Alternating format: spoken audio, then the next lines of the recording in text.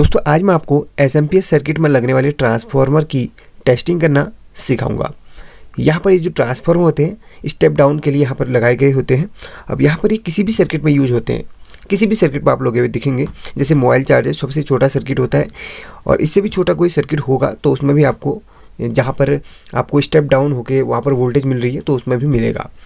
और यहाँ पर ये डीटीएच की किट है, इसमें भी आपको ट्रांसफार्मर देखने को मिलेगा और यहाँ पर इसमें और इसमें भी देख सकते हैं आप ट्रांसफार्मर देखने के लिए मिलेगा। अब इसकी टेस्टिंग कैसे करें इस पर मैं डिटेल पर आपको बताऊंगा। दोस्तों अभी तक चैनल को सब्सक्राइब नहीं किया तो कर लीजिए, वीडियो को लाइक और शेयर ज़रूर कीजिए।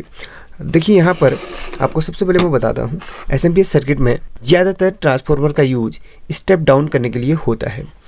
अब यहाँ पर देखिए इसमें इसकी टेस्टिंग के जो मेथड होंगे उसके बाद मैं उस पर डिस्कस करूँगा। सबसे पहले मैं आपको बता देता हूँ जो ट्रांसफार्मर आपका लगता है उसमें दो आपको वाइंडिंग देखने के लिए मिलेंगी, एक प्राइमरी की और एक सेकेंडरी की। प्राइमरी में एसी इनपुट होगा और सेकेंडरी से भी एसी आपका आउटपुट होगा। लेकिन यहाँ पर देखिए एक चीज़ आपको ध्यान रखनी होगी, प्राइमरी कौन सी होगी और सेकेंडरी कौन सी होगी। किसी भी सर्किट में प्राइमरी वो होती है, बोले तो प्राइमरी सेक्शन वो होता है जहाँ से एसी इनपुट करती है और जहाँ से हमारी जो कॉर्ड वगैरह लगती है, जहाँ से आप एसी इनपुट कराते हैं वो हमारी प्राइमरी सेक्शन की मतलब ट्रांसफार्मर का हिस्सा होगा। सेकेंडरी सेक्शन का हिस्सा वो होता है जहाँ से आपको आउटपुट मिल रही है, भले 5 वोल्ट 2 वोल्ट 3 वोल्ट जो भी मिल रही है। ठीक है, यहाँ पर आप देख सकते हैं, देखिए यहाँ से एसी इनपुट होता है, यहाँ से जो भी है उसको पूरा आईसी उतना ही मैनेज करके करंट देती है, फिर ये स्टेप डाउन करके इसको देके अब यहाँ से पूरी जो डायोड वगैरह लगे हैं ये डिवाइड करके यहाँ पर देते हैं। अब ट्रांसफार्मर की टेस्टिंग करने के लिए इसको जस्ट उल्टा करेंगे।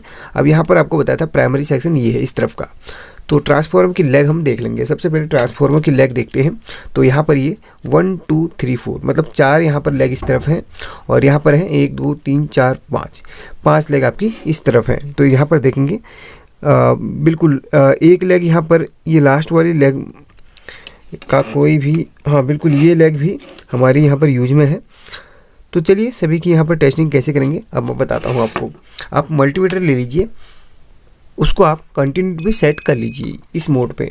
अब यहाँ पर देखिए ये ट्रांसफार्मर का, एक मिनट, ये ट्रांसफार्मर का प्राइमरी सेक्शन है। तो यहाँ पर जो ट्रांसफार्मर इनपुट हो रही है तो वहाँ पर देखिए 4 लेग हैं। किन्हीं 2 लेग में आपको यहाँ पर कुछ ओम शो करेगा या बीप सुनाई देगा बिल्कुल। अब यहाँ पर इस लेग में फर्स्ट मैं ये लगाता हूँ और यहाँ पर इसमें देखता हूँ तो यहाँ पर मेरे को मतलब यहाँ पर कुछ ओम्स मिल रहे हैं। तो यहाँ पर ये ट्रांसफार्मर का प्राइमरी सेक्शन का एक वाइंडिंग बिल्कुल ओके है। अब यहाँ पर इसमें हम चेक करेंगे इन दोनों में तो यहाँ पर भी हमें कुछ न कुछ ओम्स मिलेंगे। अब यहाँ पर ये नहीं कि बीप मारा है तो शॉर्ट होगा, ऐसा बिल्कुल भी आप मत समझिएगा। यहाँ पर ये ट्रांसफार्मर का फंक्शन ही कुछ ऐसा होता है कि यहाँ पर आपको साउंड सुनाई देता है। अब यहाँ पर इस लेग के साथ ये तो बिल्कुल बीप मारेगा लेकिन ये वाला नहीं मारना चाहिए। ठीक है, हाँ यहाँ आपको कुछ वैल्यू दे सकता है, इन कंपोनेंट्स की वजह से आपको उस वैल्यू दे सकता है, लेकिन यहाँ पर कुछ भी एक लेग के साथ दूसरे में बिल्कुल बीप मारेगा लेकिन इसमें नहीं आना चाहिए और लास्ट वाले में भी नहीं आना चाहिए। वैसे ही इसके साथ इसमें कोई शॉर्टिंग नहीं आनी चाहिए, इसमें साथ बस आपस में जो 2 लेग इस यहाँ से मान के चलिए ट्रांसफार्मर के अंदर जो वाइंडिंग होती है एक सिरा यहाँ से उठा के वाइंड करके जो लास्ट सिरा होता है यहाँ पर आपको मिलेगा। वैसे ही इसकी जो बाइंडिंग उठेगी वो घूम के उसका लास्ट सिरा यहाँ पर मिलेगा। इसलिए इन दोनों में आपको यहाँ पर कुछ ओम्स दिखाई देगा और इन दोनों में कुछ ओम्स आपको दिखाई देगा। बस इसके साथ ये आना चाहिए, ये वाला या ये वाला नहीं आना चाहिए। ये जो वैल्यू आ रही है ये कुछ कंपोनेंट्स की वजह यहाँ पर आ रही है। अगर निकाल के इसको चेक करेंगे तो कोई भी वैल्यू यहाँ पर अदर्स पे नहीं आएगी। वैसे ही यहाँ देखिए प्राइमरी का सेकेंडरी के साथ कोई भी यहाँ पर नाता नहीं है। तो देखिए सेकेंडरी में आप कहीं भी चेक करेंगे तो कोई भी वैल्यू नहीं मिलनी चाहिए, अगर मिलती है तो ट्रांसफार्मर आपका ख़राब है। प्राइमरी और सेकेंडरी का कोई भी यहाँ पर कनेक्शन नहीं होता, बस अंदर से इसकी जो ट्रांसफार्मर की जो वाइंडिंग होती है यहाँ पर जो है दोनों वायर के जो अंदर वहाँ पर वाइंड किया होता है तो वहाँ से मैग्नेटिक फील्ड बन के ये प्राइमरी जो इसे सेकेंडरी को जो है अपना जो है करंट ट्रांसफ़र करता है एक मैग्नेटिक फील्ड द्वारा। ठीक है, इतना आप समझ लीजिए। तो प्राइमरी के साथ सेकेंडरी में कोई भी यहाँ पर वैल्यू वगैरह नहीं आनी चाहिए। हाँ कुछ वैल्यू आ रही तो ट्रांसफार्मर को निकाल के चेक लीजिए, लेकिन यहाँ पर कुछ वैल्यू जो दिखाई दे सकती है आपको वो कंपोनेंट्स की वजह दिखाई दे सकती है, लेकिन शॉर्टिंग वगैरह जो आपको मिल रही है तो समझिए ट्रांसफार्मर आपका ख़राब है। कब शॉर्टिंग प्राइमरी के साथ सेकेंडरी में शॉर्टिंग नहीं आनी चाहिए, ठीक है।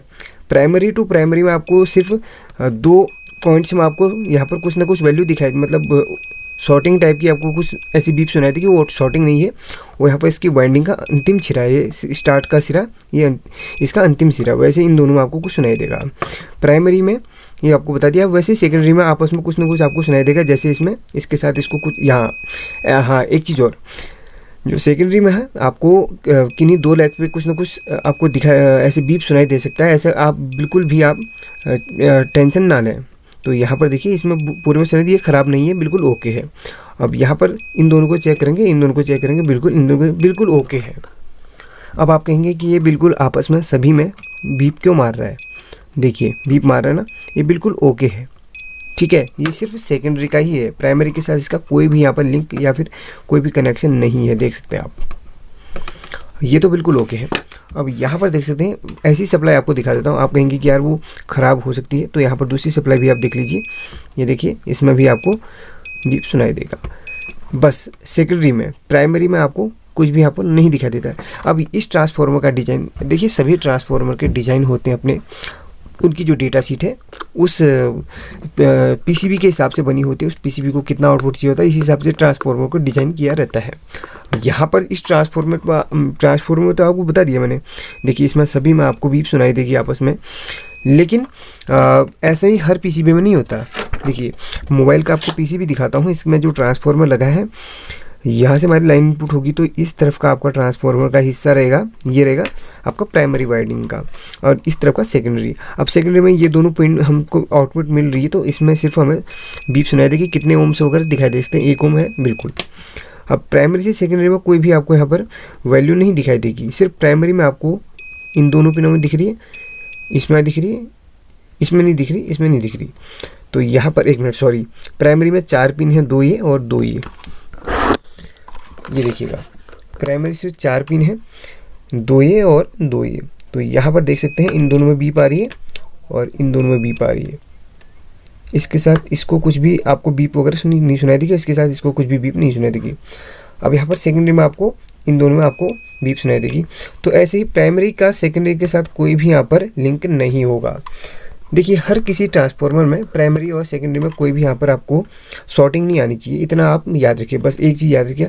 बाकी सेकेंडरी में इसमें 2 है, इसमें तो दिखाई देगा, किसी में सेकेंडरी में 4 भी हो सकते हैं, किसी में 6 भी हो सकते हैं, तो सेकेंडरी में आपस में शॉर्टिंग दिखा सकता है, लेकिन किसी किसी ट्रांसफार्मर के फंक्शन पे वहाँ पर डीटीएच में तो दिखाएगा।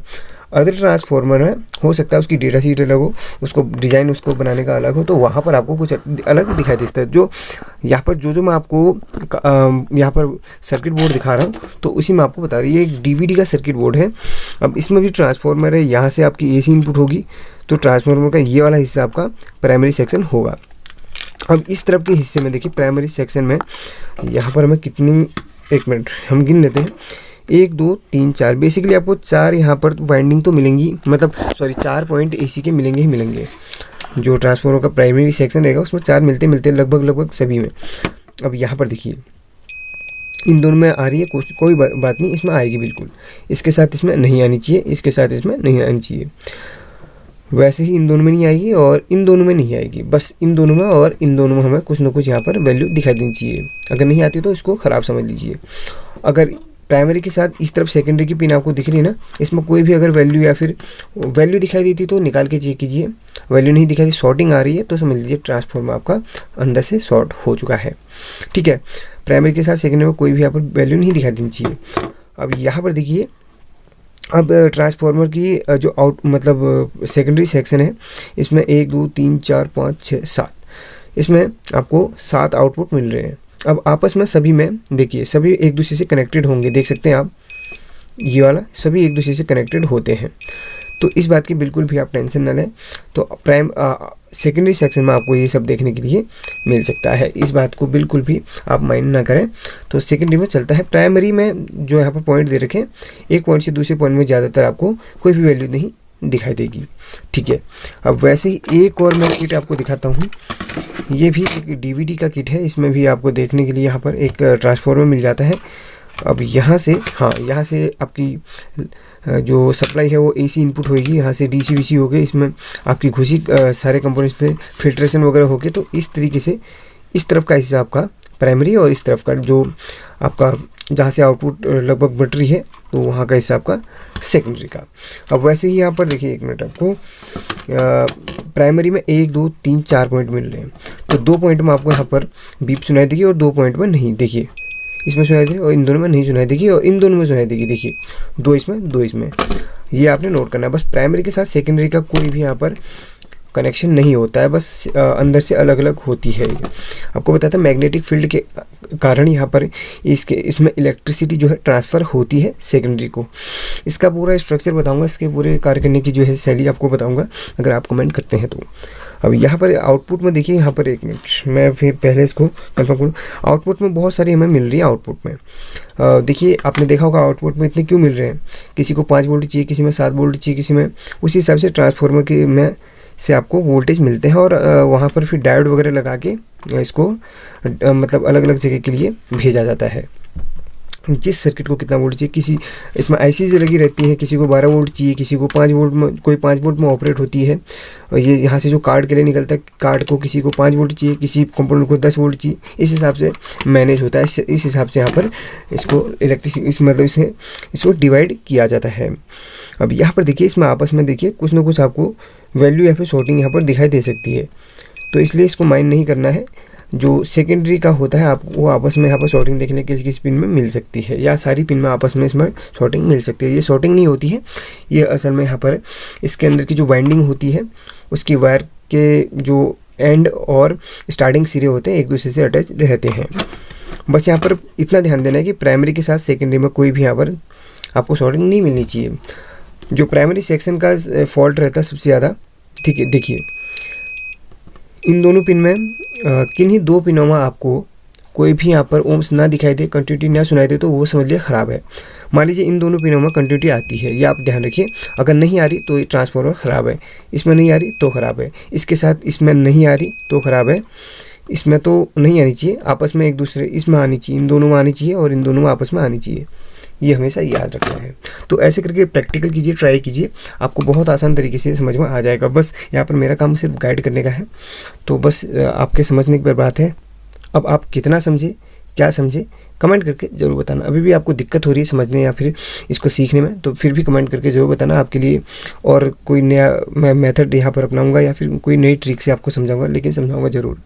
चलिए मिलते हैं फिर अगली टॉपिक पे, तब तक के लिए गुड लक।